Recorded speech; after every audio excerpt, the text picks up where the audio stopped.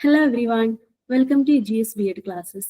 ഇന്നത്തെ ക്ലാസ്സിൽ നമ്മൾ 4th യൂണിറ്റിലെ റിമൈനിങ് പോർഷൻസ് ആണ് ഡിസ്കസ് ചെയ്യുന്നത് അല്ലേ. ചാപ്റ്ററിലോട്ട് പോവാട്ടോ. Assessment practices in inclusive school. ഈ ഒരു ചാപ്റ്ററിന്റെ ഏറെക്കുറെ പോർഷൻസ് ഒക്കെ നമ്മൾ എന്ത് ചെയ്തിട്ടുണ്ട്, കവർ ചെയ്തിട്ടുണ്ട്. ഇനി ഒരു ചെറിയ പോർഷനും കൂടെ എന്തുള്ളൂ നമുക്ക് എടുക്കാനുള്ളൂ കേട്ടോ. Okay. Ensuring fairness in assessment. അസസ്മെന്റിൽ എന്ത് കൊണ്ടുവരിക? ഫെയർനെസ് കൊണ്ടുവരിക അല്ലെ. അങ്ങനെ പറഞ്ഞിട്ടുണ്ടെങ്കിൽ എന്താ, എല്ലാവരെയും ഒരേപോലെ ട്രീറ്റ് ചെയ്യാന്നാണ് അർത്ഥം അല്ല അല്ലെ. നമ്മൾ പറഞ്ഞു ഇൻക്ലൂസീവ് സ്കൂൾ എന്ന് പറഞ്ഞിട്ടുണ്ടെങ്കിൽ നോർമൽ ആയിട്ടുള്ള കുട്ടികളുടെ കൂടെ തന്നെ നമ്മൾ ഡിഫിക്കൽറ്റി ഉള്ള കുട്ടികൾ, അതായത് ഡിസേബിൾഡ് ആയിട്ടുള്ള സ്റ്റുഡൻസിനെയും കൂടെ ഒരുമിച്ച് ഒരു ക്ലാസ് റൂം സെറ്റപ്പിൽ കൊണ്ടുവരികയാണ് അല്ലെ. അപ്പൊ അവിടെ നമ്മൾ അസസ്മെന്റ് നടത്തുമ്പോൾ നമ്മൾ അസസ്മെന്റ് എന്ന് പറഞ്ഞാൽ ഒരു പ്രോസസ്സ് ഫെയർനെസ് ആയിരിക്കണം. എല്ലാ സ്റ്റുഡൻസിനെയും ഒരേപോലെ നമ്മൾ ട്രീറ്റ് ചെയ്യരുത് അല്ലെ.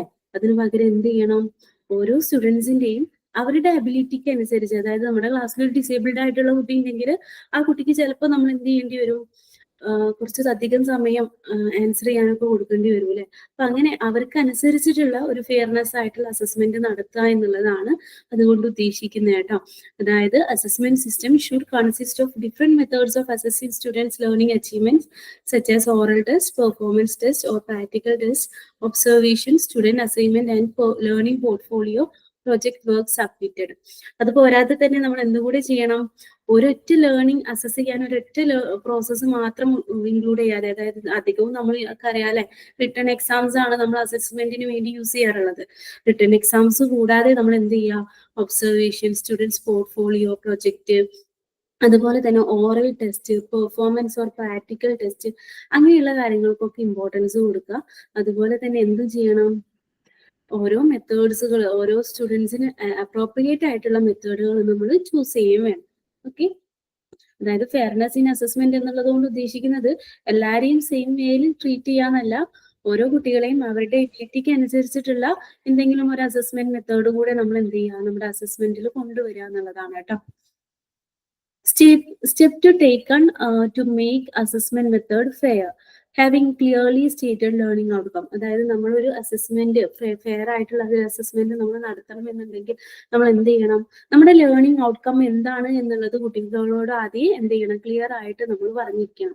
പിന്നെ എന്ത് ചെയ്യണം, what are taught to students alone should find a place in assessment. നമ്മൾ എന്താണോ കുട്ടികളെ പഠിപ്പിച്ചത് ആ ഒരു പാർട്ടിൽ നിന്നാണ് നമ്മൾ എന്ത് ചെയ്യേണ്ടത്, അസസ്മെന്റ് നടത്തേണ്ടത്. നമ്മളൊരു ടോപ്പിക് പഠിപ്പിച്ചു, അല്ലെങ്കിൽ ഏതെങ്കിലും ഒരു ഫീൽഡിനെ കുറിച്ച് പഠിപ്പിച്ചു, എന്നിട്ട് നമ്മൾ വേറെ ഏതോ അതുമായിട്ട് റിലേറ്റഡ് അല്ലാത്ത കാര്യങ്ങളെ കുറിച്ചിട്ട് അസസ്മെന്റ് നടത്താൻ പറ്റുമോ? ഇല്ല അല്ലെ. നമ്മൾ പഠിപ്പിച്ച കാര്യങ്ങളിൽ നിന്നാണ് നമ്മൾ എന്ത് ചെയ്യേണ്ടത്, കുട്ടികളെ അസസ് ചെയ്യേണ്ടത്. പിന്നെ എന്ത് ചെയ്യണം, ഒരൊറ്റ മെത്തേഡ് യൂസ് ചെയ്യാതെ ഡിഫറെന്റ് ടൈപ്സ് ഓഫ് മെത്തേഡ്സ് നമ്മൾ അസസ്മെന്റിൽ കൊണ്ടുവരാൻ വേണ്ടിയിട്ട് ശ്രമിക്കണം.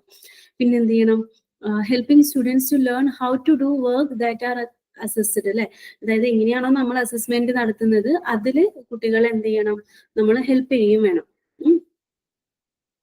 എൻഗേജിങ് ആൻഡ് എൻകറേജിങ് സ്റ്റുഡൻസിനെ നമ്മൾ എന്ത് ചെയ്യണം, എപ്പോഴും എൻഗേജ് ചെയ്തുകൊണ്ട് എപ്പോഴും എൻകറേജ് ചെയ്തുകൊണ്ടിരിക്കണം. അതുപോലെ തന്നെ അസസ്മെന്റിന്റെ റിസൾട്ടുകൾ നമ്മൾ ഇന്റർപ്രറ്റ് ചെയ്യുന്ന സമയത്ത് അത് അപ്രോപ്രിയേറ്റ് ആയിട്ട് ഇന്റർപ്രറ്റ് ചെയ്യാൻ വേണ്ടി നമ്മൾ എന്ത് ചെയ്യണം, ശ്രമിക്കണം. Teacher evaluating is on assessment method അല്ലെ. നെക്സ്റ്റ് വരുന്നതാണ് ടീച്ചർ എന്ത് ചെയ്യുക, അവരുടേത് ആ ഒരു പോയിന്റിൽ മെയിൻ ആയിട്ട് വരുന്നത് ഈ ഒരു അസസ്മെന്റ് എന്ന് പറഞ്ഞിട്ടുള്ള ആ ഒരു പ്രോസസ്സിലൂടെ ടീച്ചർ എന്ത് ചെയ്യണം, അവരുടെ തന്നെ എന്താ പറയാ, അവരെ തന്നെ ഒന്ന് ഇവാലുവേറ്റ് ചെയ്യണം. അതായത് ഞാൻ പ്രോപ്പർ ആയിട്ടാണോ കുട്ടികളെ പഠിപ്പിക്കുന്നത്, പ്രോപ്പർ ആയിട്ടുള്ള മെത്തേഡ്സ് ആണോ ഞാൻ യൂസ് ചെയ്യുന്നത് എന്നുള്ള കാര്യങ്ങളൊക്കെ എന്ത് ചെയ്യുക, കുട്ടികളെ അസസ് ചെയ്യുന്നതിലൂടെ ടീച്ചർ എന്ത് ചെയ്യണം, മനസ്സിലാക്കണം. പറ്റൂല. എങ്ങനെയാ ചെയ്യാ, നമ്മൾ കുട്ടികളോട് ക്വസ്റ്റ്യൻ ചോദിക്കുമ്പോൾ അല്ലെങ്കിൽ കുട്ടികളെ അസസ് ചെയ്യുമ്പോൾ അവർക്കൊന്നും പ്രോപ്പർ ആയിട്ടുള്ള ഒരു റിപ്ലൈ തരാൻ പറ്റുന്നില്ലെങ്കിൽ അതിന്റെ അർത്ഥം എന്താ, നമ്മുടെ ടീച്ചിങ് മെത്തേഡ് എല്ലാ കുട്ടികളും ഒരുപോലെ റിപ്ലൈ തരാൻ പറ്റാണ്ട് ഇരിക്കുകയാണെങ്കിൽ അതിനർത്ഥം നമ്മുടെ ടീച്ചിങ് മെത്തേഡിൽ എന്തൊക്കെയോ ബുദ്ധിമുട്ടുകളുണ്ട്, അതൊക്കെ നമ്മൾ എന്ത് ചെയ്യണം, പരിഹരിക്കണം എന്നാണ് അല്ലെ. ഒന്നില്ലെങ്കിൽ ടീച്ച് ചെയ്യേണ്ടി വരും, അല്ലെങ്കിൽ നമ്മൾ യൂസ് ചെയ്യുന്ന മെത്തേഡുകളിൽ ചേഞ്ചസ് വരുത്തേണ്ടി വരും. അപ്പൊ ഈ ഒരു അസസ്മെന്റ് എന്നുള്ള ആ ഒരു പ്രോസസ്സ് ടീച്ചർ എന്ത് ചെയ്യുക, ടീച്ചറിന്റെ അസസ്മെന്റ് മെത്തേഡുകളെയൊക്കെ ഒന്ന് ഇവാലുവേറ്റ് ചെയ്യുന്ന രീതിക്കാക്കണം. ഓക്കെ. അപ്പൊ ഇത്രയും കാര്യങ്ങളാണ് നമ്മൾ എന്ത് ചെയ്യേണ്ടത്, ഒരു ഫെയർ ആയിട്ടുള്ള അസസ്മെന്റ് നടത്താൻ വേണ്ടി നമ്മൾ യൂസ് ചെയ്യേണ്ട സ്റ്റെപ്സുകൾ. Okay. Teacher evaluating is on assessment മെത്തേഡിൽ നമുക്ക് എന്തുകൂടെ ചെയ്യാം, നമ്മൾ അസസ് ചെയ്യാൻ യൂസ് ചെയ്യുന്ന മെത്തേഡ്സ് സ്യൂട്ടബിൾ ആണോ എന്നുള്ളത് ചെക്ക് ചെയ്യുകയും ചെയ്യാം അല്ലെ. ഓക്കെ.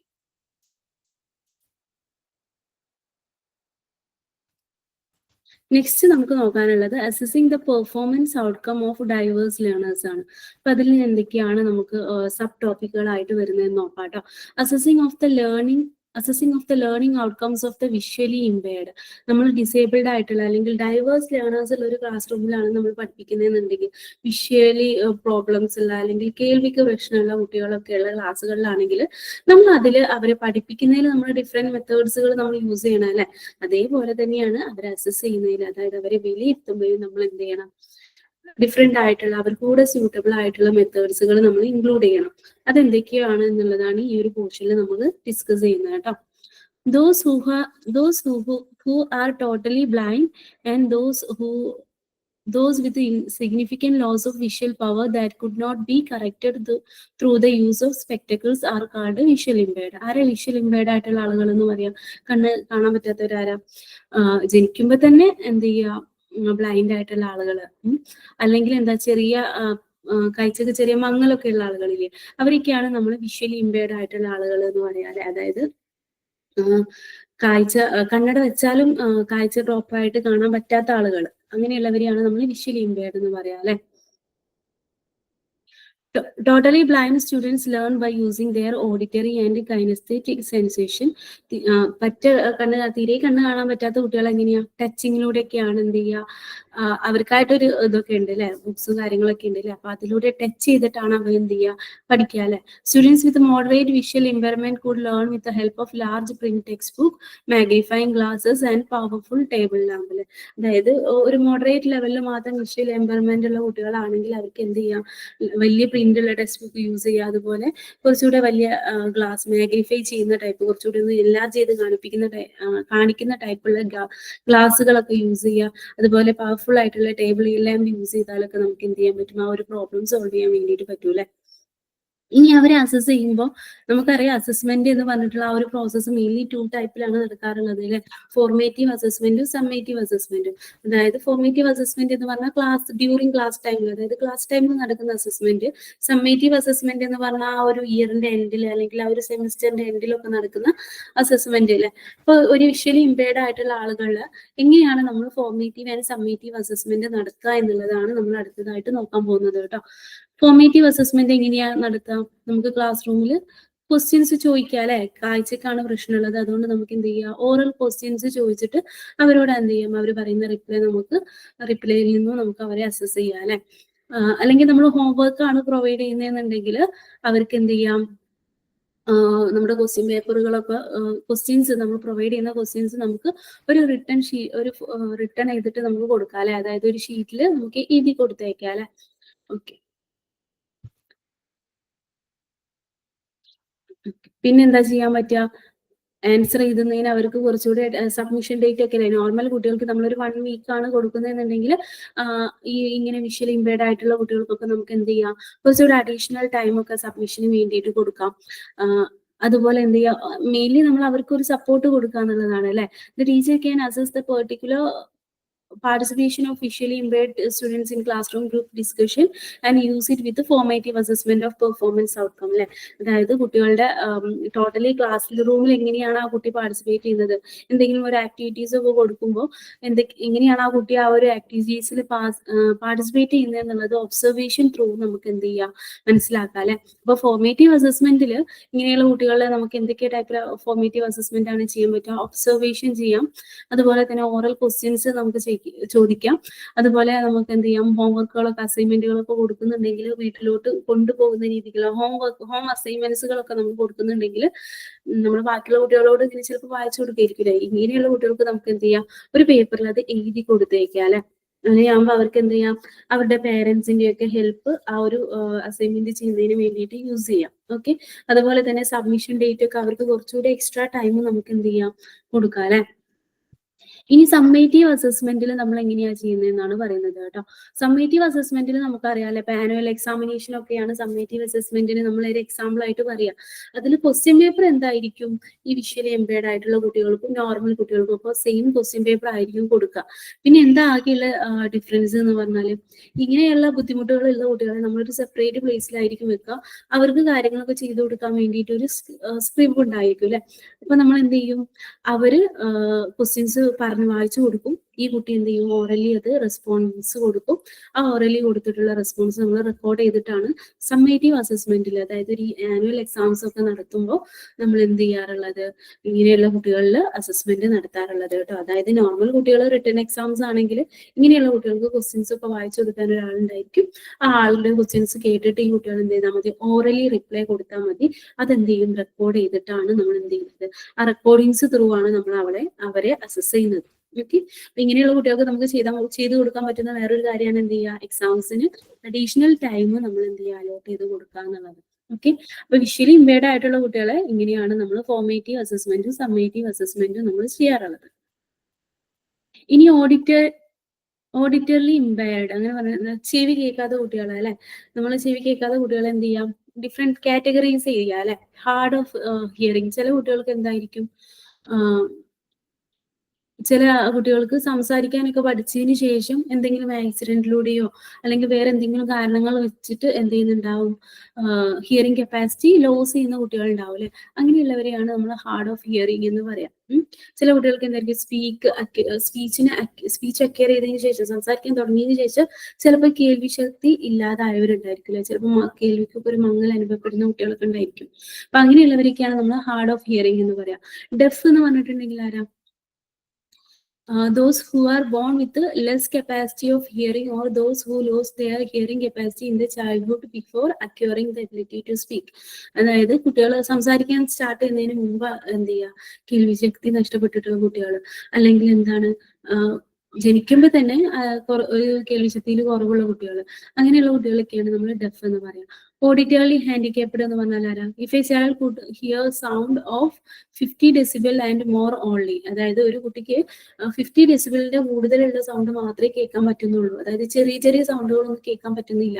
അങ്ങനെയുള്ള കുട്ടികളെയാണ് നമ്മൾ എന്ത് പറയാ, ഓഡിറ്റർലി ഹാൻഡിക്യാപ്ഡ് എന്ന് പറയാം. അപ്പോൾ ഓഡിറ്റർലി ഇമ്പയർഡ് സ്റ്റുഡൻസിനെ hard of hearing, deaf, auditorily handicapped ഇങ്ങനെ 3 കാറ്റഗറീസ് ആയിട്ട് നമ്മൾ എന്ത് ചെയ്തിട്ടുണ്ട്, തിരിച്ചിട്ടുണ്ട്. അപ്പോൾ ഇങ്ങനെയുള്ള കുട്ടികൾക്ക് എഡ്യൂക്കേഷൻ, അങ്ങനെയുള്ള കുട്ടികൾക്ക് നമ്മൾ പഠിപ്പിക്കുമ്പോൾ എന്തൊക്കെ കാര്യങ്ങളാണ് നമ്മൾ ചെയ്യേണ്ടത്, ഓറൽ എഡ്യൂക്കേഷൻ, വിഷ്വൽ എഡ്യൂക്കേഷൻ, അതുപോലെ എന്താ സ്റ്റിമുലസുകൾ കണ്ടിട്ട് ഐഡന്റിഫൈ ചെയ്തിട്ടുള്ള രീതിക്കുള്ള പഠനം, അങ്ങനെയുള്ളതൊക്കെ നമുക്ക് എന്ത് ചെയ്യാം, ഇങ്ങനെയുള്ള കുട്ടികളിൽ യൂസ് ചെയ്യാം. ഓറൽ എഡ്യൂക്കേഷൻ മീൻസ് നമ്മൾ സംസാരിക്കുന്നത് നമ്മുടെ ലിപ്പൊക്കെ റീഡ് ചെയ്തിട്ട് ആ ഒരു ഫോർമാറ്റിൽ. അതുപോലെ തന്നെ നമുക്ക് യൂസ് ചെയ്യാൻ പറ്റുന്നതാണ് lip reading and sign languages ഒക്കെ എന്ത് ചെയ്യാം, ഇങ്ങനെയുള്ള കുട്ടികൾക്ക് വേണ്ടിയിട്ട് അവരുമായിട്ട് കമ്മ്യൂണിക്കേറ്റ് ചെയ്യാനൊക്കെ വേണ്ടിയിട്ട് നമുക്ക് എന്ത് ചെയ്യാം, യൂസ് ചെയ്യാം അല്ലെ. ഇനി ഇങ്ങനെയുള്ള ഹാർഡ് ഓഫ് ഹിയറിംഗ് ആണ് അവരുടെ പ്രോബ്ലം എന്നുണ്ടെങ്കിൽ, അതായത് അവരുടെ ഈ ഒരു സ്പീച്ച് ഒക്കെ അക്വയർ ചെയ്തതിനു ശേഷം, അതായത് സംസാരിക്കാനൊക്കെ സ്റ്റാർട്ട് ചെയ്തതിനു ശേഷം മെല്ലെ മെല്ലെ ഹിയറിംഗ് കപ്പാസിറ്റി നഷ്ടപ്പെട്ട കുട്ടികളാണെങ്കിൽ, അത് നമ്മൾ പെട്ടെന്ന് തന്നെ തിരിച്ചറിയുകയാണെങ്കിൽ നമുക്ക് എന്ത് ചെയ്യാം, ഹിയറിംഗ് എയ്ഡ്സ് ഒക്കെ യൂസ് ചെയ്തിട്ട് ആ ഒരു പ്രോബ്ലത്തിനെ എന്ത് ചെയ്യാം, നമുക്ക് ഇല്ലാണ്ടാക്കാൻ വേണ്ടി പറ്റൂല. ഒരു പരിധി ഇല്ലാതാക്കാന്നല്ല, അവരുടെ ഹിയറിംഗ് കപ്പാസിറ്റി ഒക്കെ ഒന്നുകൂടെ ഇംപ്രൂവ് ആക്കാൻ വേണ്ടിയിട്ട് നമുക്ക് പറ്റൂല. അതായത് അങ്ങനെയുള്ള മെഷേഴ്സ് ഒക്കെ നമുക്ക് എടുക്കാൻ വേണ്ടിയിട്ട് പറ്റും.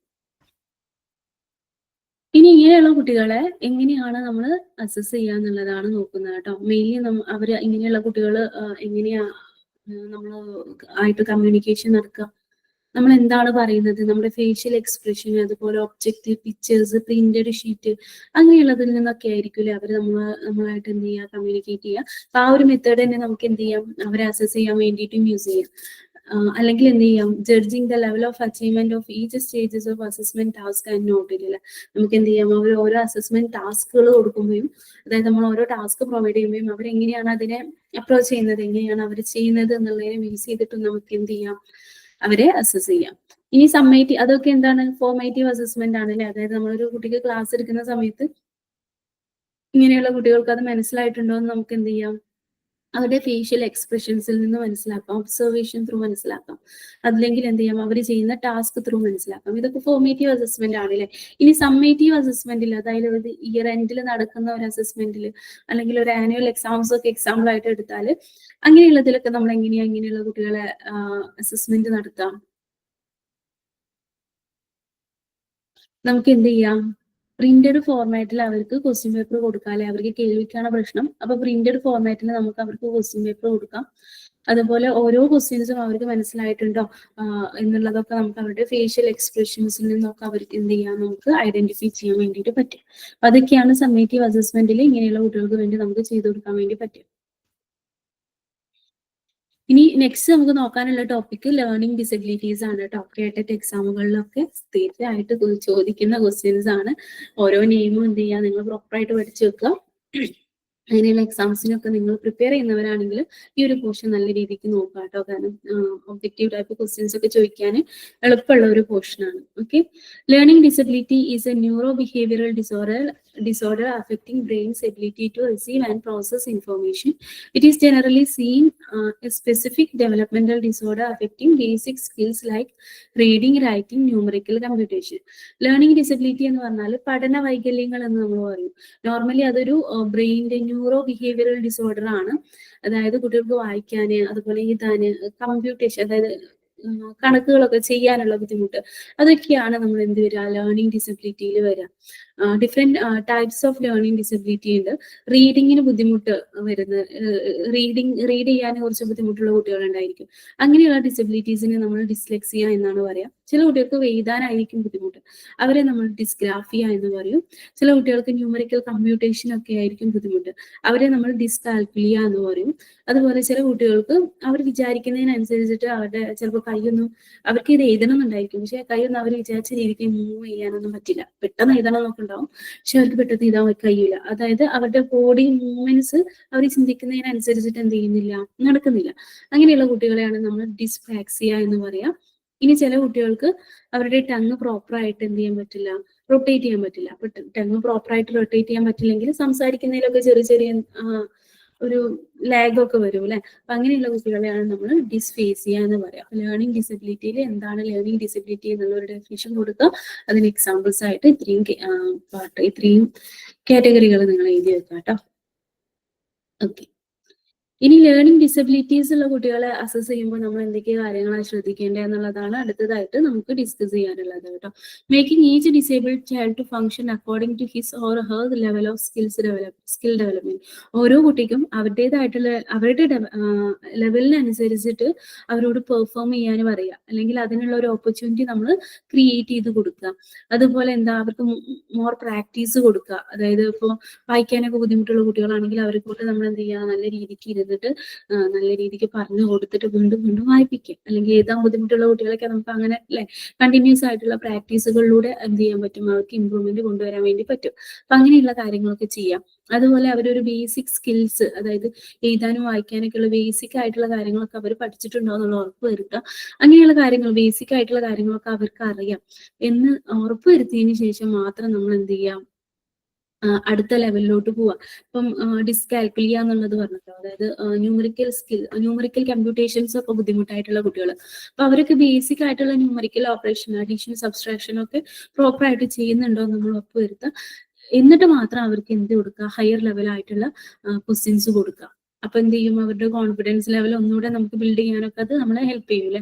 അതുപോലെ ഓരോ ഇൻസ്ട്രക്ഷൻസ് പ്ലാൻസും നമ്മൾ പ്രിപ്പയർ ചെയ്യുമ്പോഴൊക്കെ ഇങ്ങനെയുള്ള സ്റ്റുഡൻസിനെയും കൂടെ മൈൻഡിൽ വെച്ചതിന് ശേഷം എന്ത് ചെയ്യുക, ആ ഒരു ലെവലിലുള്ള ക്വസ്റ്റ്യൻസും കാര്യങ്ങളൊക്കെ നമ്മൾ എന്ത് ചെയ്യുക, ഇൻക്ലൂഡ് ചെയ്യാൻ വേണ്ടി ശ്രമിക്കുക. അതുപോലെ ഓരോ കുട്ടികളിലും ഇങ്ങനെ ചെറിയ ചെറിയ മിസ്റ്റേക്സുകളൊക്കെ കാണുമ്പോൾ അത് അവർക്ക് തിരുത്തി കൊടുക്കുക. എന്തെങ്കിലും വേർഡ്സ് ഒക്കെ എഴുതുമ്പോൾ പ്രോപ്പർ അല്ലെങ്കിൽ അതൊക്കെ അവർക്ക് എന്ത് ചെയ്യാം, നമ്മൾ എന്ത് ചെയ്യാം, പറഞ്ഞു കൊടുക്കുക. ചില കുട്ടികളൊക്കെ വേർഡ്സ് റിവേഴ്സ് ഓർഡറിൽ എഴുതും അല്ലെ, അതൊക്കെ എന്താണ്, ലേണിംഗ് ഡിസബിലിറ്റി ആണ്. പിന്നെ അതുപോലെ grouping students according to the level of learning attainment. ഓരോ കുട്ടികളും നമുക്ക് ഒന്നുകൂടെ ടീച്ചേഴ്സിന് ഒന്നുകൂടെ ഐഡന്റിഫൈ ചെയ്യാൻ വേണ്ടിയിട്ട് അങ്ങനെയുള്ള കുട്ടികളൊക്കെ എന്ത് ചെയ്യാം, അവരുടെ അറ്റൈൻമെന്റിനനുസരിച്ച് അച്ചീവ് ചെയ്തതിനനുസരിച്ച് നമുക്ക് ഗ്രൂപ്പ് ചെയ്യാം. എന്നിട്ട് എന്ത് ചെയ്യാം, അവരുടെ ലേണിംഗ് പ്രോഗ്രസ് ഒക്കെ നമുക്ക് ആക്സസ് ചെയ്യാം.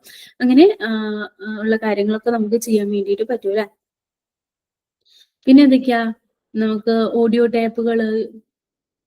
ടേപ്പുകളൊക്കെ യൂസ് ചെയ്യാം. കമ്പ്യൂട്ടർ ബേസ്ഡ് ആക്ടിവിറ്റീസ് ഇൻക്ലൂഡ് ചെയ്യാം. അങ്ങനെ അതുപോലെ തന്നെ അഡീഷനും മൾട്ടിപ്ലിക്കേഷൻ ടേബിളും ഒക്കെ അസസ്മെന്റ് ടെസ്റ്റിന്റെ സമയത്ത് യൂസ് ചെയ്യാൻ കുട്ടികളെ സമ്മതിക്കുക. അങ്ങനെയുള്ള കാര്യങ്ങളൊക്കെ നമുക്ക് എന്ത് ചെയ്യാൻ പറ്റും, ഇങ്ങനെയുള്ള കുട്ടികളെ ഒന്നുകൂടെ മോട്ടിവേറ്റഡ് ആക്കി, അല്ലെങ്കിൽ അവർക്ക് ഒരു കോൺഫിഡൻസ് ക്രിയേറ്റ് ചെയ്തിട്ട് അവരെ അസസ് ചെയ്യാൻ വേണ്ടിയിട്ട് ഇങ്ങനെയുള്ള കാര്യങ്ങളൊക്കെ നമുക്ക് എന്ത് ചെയ്യാം, യൂസ് ചെയ്യാം. ഓക്കെ, നെക്സ്റ്റ് നമ്മൾ ഡിസ്കസ് ചെയ്യാൻ വേണ്ടി പോകുന്നത് മെന്റലി ചലഞ്ചഡ് ആയിട്ടുള്ള കുട്ടികളെ കുറിച്ചിട്ടാണ് കേട്ടോ. അത് മെന്റലി ചലഞ്ചഡ് ആരെയാ നമ്മൾ മെന്റലി ചലഞ്ചഡ് ആയിട്ടുള്ള കുട്ടികളാണെന്ന് പറയാം, അല്ലെങ്കിൽ ഒരു സ്റ്റുഡന്റ് എപ്പോഴാണ് നമ്മൾ മെന്റലി റിട്ടാർഡഡ് അല്ലെങ്കിൽ മെന്റലി ചലഞ്ചഡ് ആണെന്ന് പറയാം, അവരുടെ IQ ലെവല് ലെസ് ദാൻ 70 ആണെങ്കിലാണ് നമ്മൾ പറയാ അവരെന്താണ് മെന്റലി ചലഞ്ചഡ് ആണ്.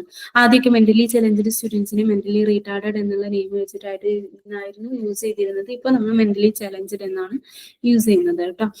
അപ്പൊ അങ്ങനെയുള്ളവർക്കൊക്കെ നമുക്ക് എന്ത് ചെയ്യാൻ പറ്റും? അങ്ങനെയുള്ളവരെയൊക്കെ പ്രോപ്പർ ആയിട്ട് ട്രെയിൻ ചെയ്യാൻ എന്നുള്ളതാണ് അല്ലെ.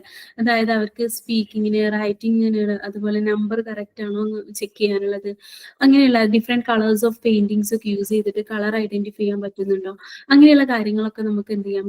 പ്രോപ്പർ ആയിട്ടുള്ള ട്രെയിനിങ്ങിലൂടെ അവരെ ഓക്കെ ആക്കി എടുക്കുക എന്നുള്ളതാണ് അല്ലെ. അതായത് പ്രോപ്പർ ആയിട്ടുള്ള ട്രെയിനിങ്ങിലൂടെ അവരുടെ ലെവൽ എന്താണ് എന്നുള്ളത് നമ്മൾ ഐഡന്റിഫൈ ചെയ്യുക എന്നുള്ളതാണ്.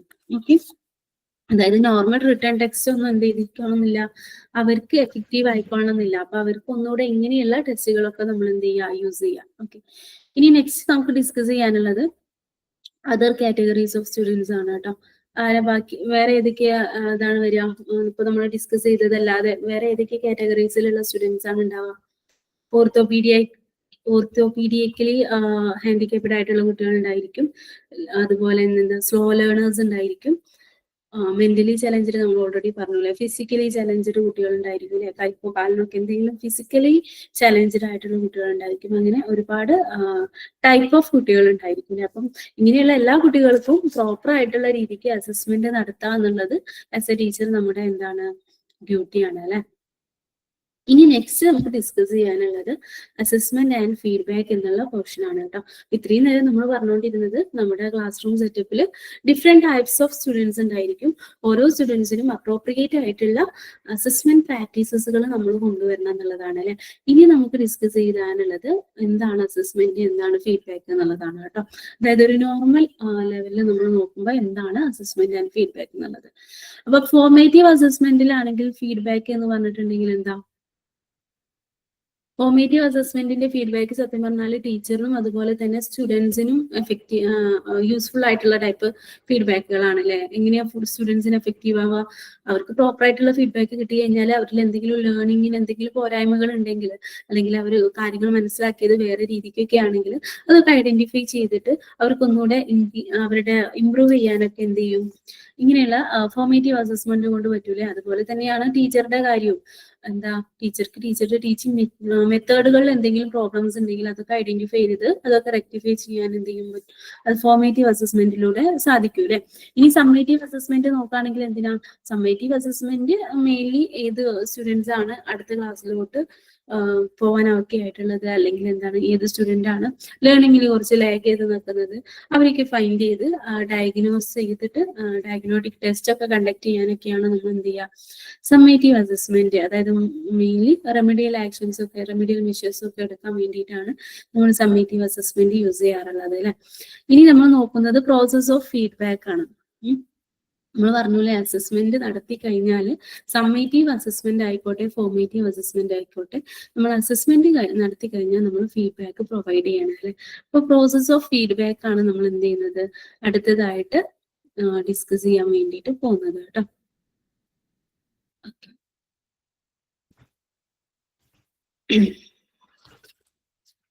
സെക്കൻഡ്.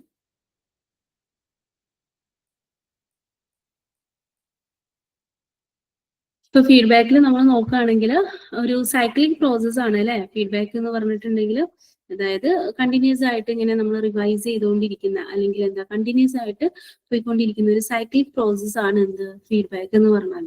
ഓക്കെ,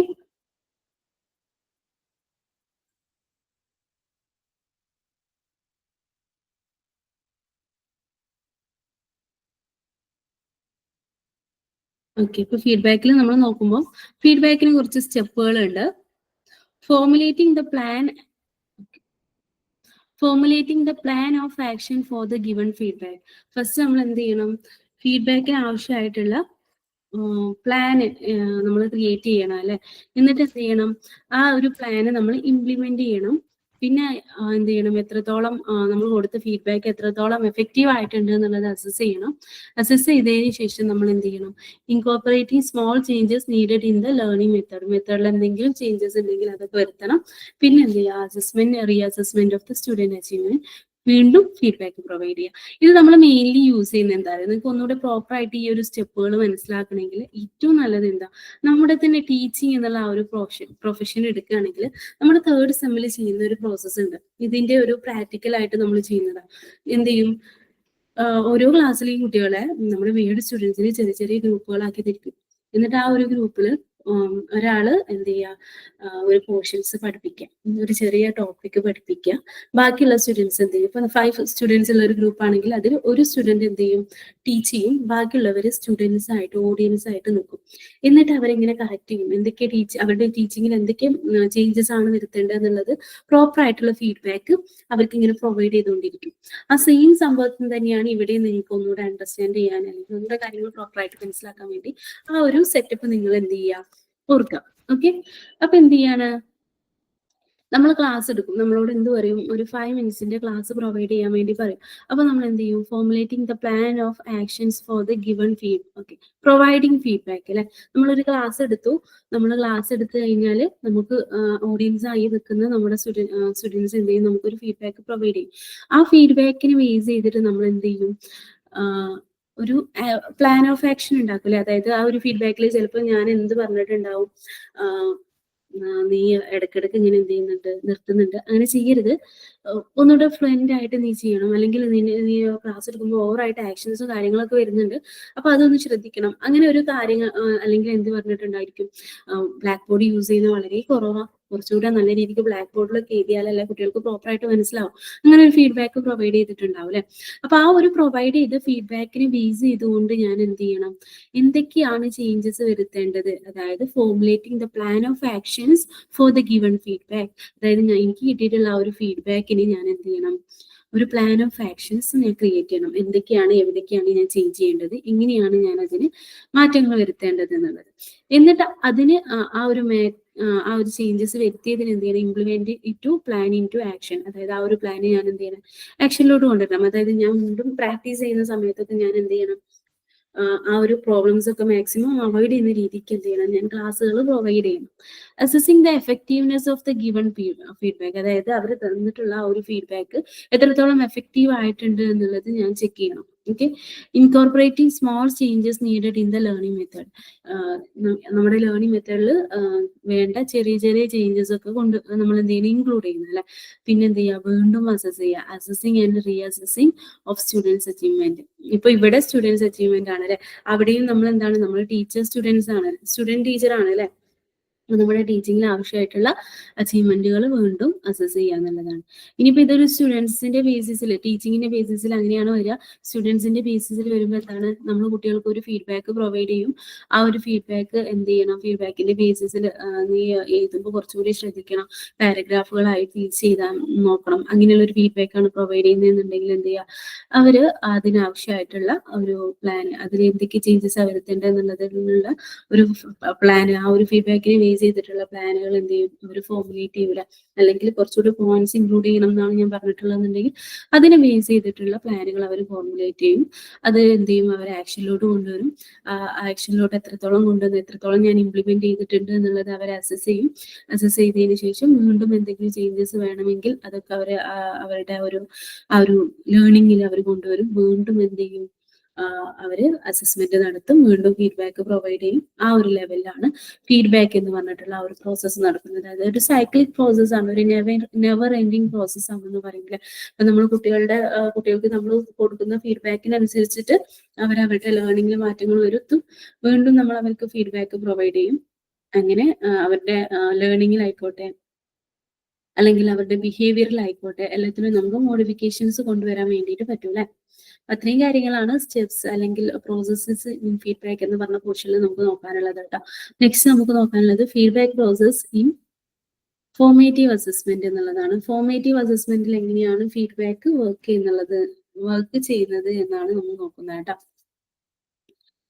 ഫോർമേറ്റീവ് അസസ്മെന്റ് അല്ലെ. ഫോർമേറ്റീവ് അസസ്മെന്റ് എന്ന് പറഞ്ഞിട്ടുണ്ടെങ്കിൽ എന്താ, നമ്മൾ ഡ്യൂറിങ് ക്ലാസ് റൂമിൽ നടത്തുന്ന അസസ്മെന്റ് ആണ് അല്ലെ. അതായത് ഇമ്മീഡിയറ്റ് ആയിട്ട് നമ്മൾ അവർക്ക് എന്ത് ചെയ്യാണ്, ഫീഡ്ബാക്ക് പ്രൊവൈഡ് ചെയ്യാണ് അല്ലെ. അതായത് ഒരു കുട്ടി ഇപ്പോൾ ഒരു ടോപ്പിക്കിന് ഒരു ക്വസ്റ്റ്യൻ ചോദിച്ചിട്ടുണ്ടെങ്കിൽ അതിന് റിപ്ലൈ കൊടുത്തെന്നാൽ നമ്മൾ അവർക്ക് ഇമ്മീഡിയറ്റ് ആയിട്ടുള്ള ഒരു ഫീഡ്ബാക്ക് കൊടുക്കൂലെ. എങ്ങനെയാ, ചിലപ്പോൾ നമ്മൾ ജസ്റ്റ് വേർഡ്സിലൂടെ ആയിരിക്കും, എക്സലന്റ് എന്നുള്ള വേർഡ്സിലൂടെ ആയിരിക്കും, ചിലപ്പോൾ നീഡ് ടു ഇംപ്രൂവ് എന്നുള്ള ലൈക്ക് ആ ടൈപ്പ് ഓഫ് ഫീഡ്ബാക്കുകളായിരിക്കും നമ്മൾ പ്രൊവൈഡ് ചെയ്യുക. അതായത് ഫോർമേറ്റീവ് അസസ്മെന്റിലെ ഫീഡ്ബാക്ക് എന്ന് പറഞ്ഞിട്ടുണ്ടെങ്കിൽ അത് ഇമ്മീഡിയറ്റ് ആയിട്ടുള്ള ഒരു ഫീഡ്ബാക്ക് ആണ് അല്ലെ.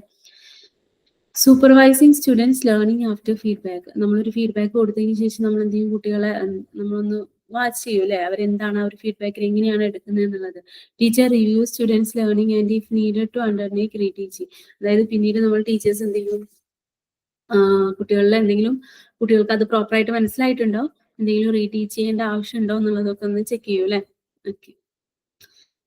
അല്ലെങ്കിൽ നമുക്ക് ഈ ഫോർമേറ്റീവ് അസസ്മെന്റിന്റെ ഈ ഒരു ഫീഡ്ബാക്ക് എന്തിനു വേണ്ടി യൂസ് ചെയ്യാം, finding the learning outcome through feedback. അതായത് നമ്മൾ പ്രോപ്പറായിട്ട് തന്നെയാണോ പഠിപ്പിച്ചത്, അങ്ങനെയുള്ള കാര്യങ്ങളൊക്കെ ചെക്ക് ചെയ്യാൻ വേണ്ടിയിട്ട് നമുക്ക് എന്ത് ചെയ്യാം, ഫോർമേറ്റീവ് അസസ്മെന്റിന്റെ ഫീഡ്ബാക്ക് യൂസ് ചെയ്യാം. Teacher incorporate if necessary changes in teaching approach അല്ലെ. അപ്പൊ ഇതിൽ മെയിൻലി പറയുന്നത് എന്താ, നമ്മൾ ഇതുവരെ പറഞ്ഞ കാര്യങ്ങൾ തന്നെയാണ്. ഫോർമേറ്റീവ് അസസ്മെന്റ് നമ്മൾ മെയിൻലി ടു പർപ്പസിന് വേണ്ടിയിട്ടാണ് യൂസ് ചെയ്യുന്നത്. ഒന്ന്, സ്റ്റുഡൻസ് അവരുടെ ലേണിംഗ് പ്രോപ്പറായിട്ട് നടക്കുന്നുണ്ടോ, അവർക്ക് ലേണിംഗ് അച്ചീവ്മെന്റ്സ് ഉണ്ടാവുന്നുണ്ടോ എന്നുള്ളത് ചെക്ക് ചെയ്യാൻ. സെക്കൻഡ് വണ്, ടീച്ചറിന് ടീച്ചിങ്ങിന്റെ മെത്തേഡ്സുകളൊക്കെ ഓക്കെ ആണോ, ടീച്ചിങ് അപ്രോച്ചുകളിൽ അല്ലെങ്കിൽ ടീച്ചിങ് മെത്തേഡ്സുകളിൽ എന്തെങ്കിലും ചേഞ്ചസ് കൊണ്ടുവരേണ്ടതുണ്ടോ.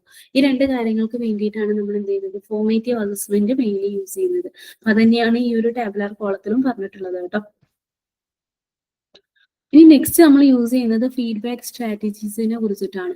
അപ്പോൾ ഫീഡ്ബാക്ക് സ്ട്രാറ്റജി എന്ന് പറഞ്ഞാൽ എന്താ, the strategies that are used in feedback given to students following a formative evaluation test so as to improve students learning. അതായത് കുട്ടികളുടെ ലേണിംഗ് എന്ന് പറഞ്ഞ ആ ഒരു പ്രോസസ്സ് ഇംപ്രൂവ് ചെയ്യാൻ വേണ്ടിയിട്ട് നമ്മൾ കുട്ടികൾക്ക് കൊടുക്കുന്ന ഒരു സ്ട്രാറ്റജിയാണ് ഫീഡ്ബാക്ക് എന്ന് പറയുന്നത്, ഫീഡ്ബാക്ക് സ്ട്രാറ്റജി എന്ന് പറയുന്നത്. ഓക്കെ. ഇനി അത് മെയിൻലി നമുക്ക് എന്ത് ചെയ്യാം, ഡിഫറെന്റ് ടൈപ്സിൽ നമുക്ക് ചെയ്യാം. ഒന്ന് evaluative strategy. Okay. Evaluative strategy എന്ന് പറഞ്ഞാൽ എന്താ, മെയിൻലി ഇവാലുവേഷനിൽ, അതായത് കുട്ടികളെ നമ്മൾ അവർ പറഞ്ഞ കാര്യങ്ങൾ പ്രോപ്പർ ആണോ അല്ലയോ, അല്ലെങ്കിൽ നമുക്കത് അവർ പറഞ്ഞ കാര്യങ്ങൾ കറക്റ്റ് ആണോ അല്ലയോ എന്നൊക്കെ അറിയിക്കാൻ വേണ്ടി, അവർ ഇവാലുവേറ്റ് ചെയ്യാൻ വേണ്ടിയിട്ട് യൂസ് ചെയ്യുന്ന ടൈപ്പ് സ്ട്രാറ്റജീസ് ആയിട്ടും എന്ത് ചെയ്യാം, ഫീഡ്ബാക്കുകൾ വർക്ക് ചെയ്യുക അല്ലെ. ഇവാലുവേറ്റീവ് സ്ട്രാറ്റജീസ് ആയിട്ട് ഫീഡ്ബാക്ക് വർക്ക് ചെയ്യുക. അതിൽ mainly verbal expression, non verbal expression എന്ന് പറഞ്ഞ രണ്ട് കാറ്റഗറീസ് ആണ് വരുന്നത്. വെർബൽ എക്സ്പ്രഷൻ എന്ന് പറഞ്ഞാൽ എന്താണ്, ഇനിയിപ്പം കുട്ടികൾ കാണിച്ച കാര്യം അല്ലെങ്കിൽ കുട്ടികൾ ചെയ്ത കാര്യം കറക്റ്റ് ആണ് എന്നുള്ളതിന് വെർബൽ എക്സ്പ്രഷൻ നമ്മൾ കൊടുക്കുകയാണെങ്കിൽ വെർബലി നമ്മൾ പറയാല്ലേ. അപ്പോ വെർബലി പറയുമ്പോൾ എങ്ങനെയായിരിക്കും, അപ്രൂവൽ ആണെങ്കിൽ good performance, explained well, very good എന്നുള്ള രീതിക്കുള്ള വേർഡ്സ് ഒക്കെ നമ്മൾ യൂസ് ചെയ്യൂലെ. ഇനി ഡിസപ്രൂവൽ ആണെങ്കിൽ നമ്മൾ എന്തായിരിക്കും, റോങ് ആൻസർ ആണ്, ഇറലവന്റ് ആയിട്ടുള്ള ആൻസർ ആണ്, അങ്ങനെയുള്ള കാര്യങ്ങളൊക്കെ നമ്മൾ പറയാം. അതാണ് ടീച്ചേഴ്സിന്റെ ഡിസപ്രൂവൽ ആയിട്ട് വരിക.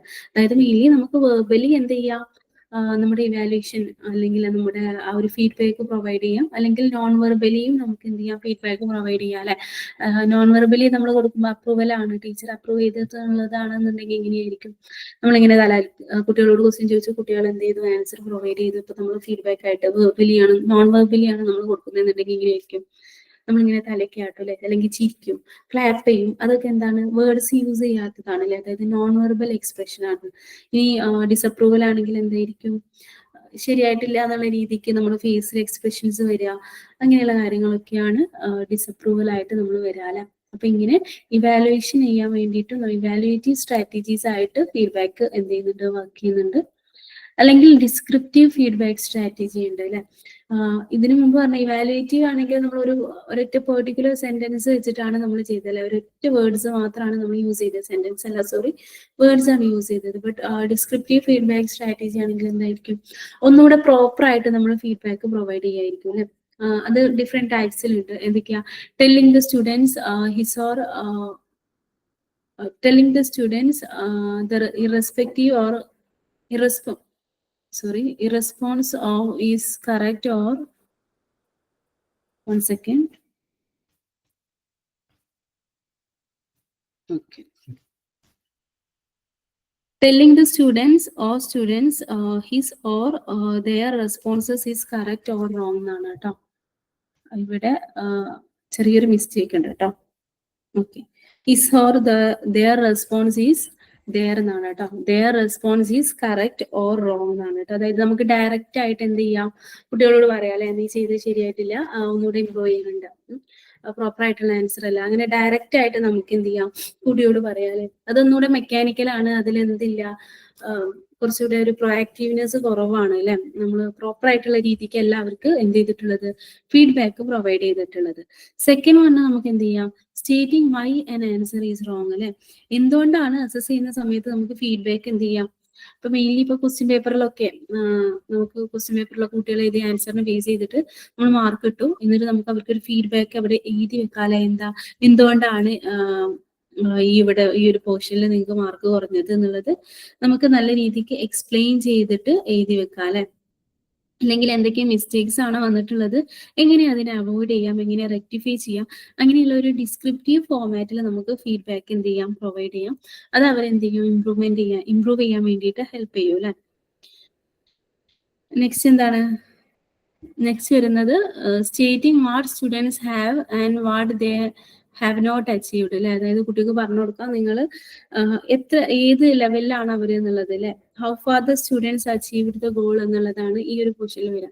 അതായത് നമ്മൾ ഡിസ്ക്രിപ്റ്റീവ് ഫോർമാറ്റിൽ കുട്ടികൾക്ക് ഫീഡ്ബാക്ക് പ്രൊവൈഡ് ചെയ്യുമ്പോൾ നമുക്ക് ഡിഫറെന്റ് ടൈപ്സിൽ ചെയ്യാം. ഒന്നല്ലെങ്കിൽ കുട്ടികളോട് ഡയറക്റ്റ് ആയിട്ട് പറയാം, അല്ലെങ്കിൽ അവരോട് എന്തുകൊണ്ടാണ് ആൻസർ തെറ്റിയത് എന്നുള്ളതിന് എക്സ്പ്ലനേഷൻ പ്രൊവൈഡ് ചെയ്യാം, അല്ലെങ്കിൽ നമുക്ക് എന്ത് ചെയ്യാം, എവിടെയാണ് ഇംപ്രൂവ്മെന്റ്സ് വരുത്തേണ്ടത്, അല്ലെങ്കിൽ എവിടെയാണ് അവർക്ക് പ്രോബ്ലം വന്നിട്ടുള്ളതെന്നൊക്കെ നമുക്ക് എന്ത് ചെയ്യാം, ക്വസ്റ്റ്യൻ പേപ്പറിലോ ആൻസർ ഷീറ്റിലാണെങ്കിൽ നമുക്ക് സൈഡിൽ എഴുതി വെക്കാം, അങ്ങനെയുള്ള കാര്യങ്ങളൊക്കെ അല്ലെ. Specifying A better way of expressing response, അല്ലെങ്കിൽ നമുക്ക് എന്ത് ചെയ്യാം, നമുക്ക് അവർക്ക് സ്പെസിഫൈ ചെയ്ത് കൊടുക്കാം അല്ലെ, ഈ ഒരു ആൻസർ ഇങ്ങനെ എഴുതിയിരുന്നെങ്കിൽ ഒന്നുകൂടെ ബെറ്റർ ആയിരുന്നു എന്നുള്ളത്. അതായത് അത് എന്തിനു വേണ്ടിയിട്ടാണ് ചെയ്യുന്നത്, മെയിൻലി കുട്ടികൾക്ക് വേണ്ട മോഡിഫിക്കേഷൻ വരണം എന്നുള്ള ഒരു രീതിയിൽ, അതായത് അവരുടെ ലേണിംഗിൽ കുറച്ചുകൂടെ മോഡിഫിക്കേഷൻസ് കൊണ്ടുവരണം എന്ന് ഫീൽ ചെയ്യുമ്പോഴാണ് നമ്മൾ അങ്ങനെയുള്ള ഫീഡ്ബാക്കുകൾ പ്രൊവൈഡ് ചെയ്യുക അല്ലെ. അല്ലെങ്കിൽ എന്ത് ചെയ്യാം, feedback suggesting way to improve one's learning, കുട്ടികളുടെ ഫീഡ്ബാക്ക് ലേണിംഗ് ഇംപ്രൂവ് ചെയ്യാനുള്ള രീതിക്കുള്ള ഫീഡ്ബാക്കുകളും എന്ത് ചെയ്യുക, ടീച്ചറിന് കൊടുക്കുക അല്ലെ. അതായത് ഓരോ കുട്ടികൾക്കും സ്യൂട്ടബിൾ ആയിട്ടുള്ള രീതിക്കുള്ള ഫീഡ്ബാക്കുകൾ സജസ്റ്റ് ചെയ്യാം. ഓക്കെ, അപ്പൊ ഇങ്ങനെയൊക്കെയാണ് ഫീഡ്ബാക്ക് സ്ട്രാറ്റജീസിൽ വരുന്നത്. ഇത്രയും പോർഷൻസ് ആണ് നമുക്ക് ഈ ഒരു ചാപ്റ്ററിൽ ഡിസ്കസ് ചെയ്യാനുള്ളത്. പ്രോപ്പറായിട്ട് മനസ്സിലായി എന്ന് വിചാരിക്കുന്നു. Thank you.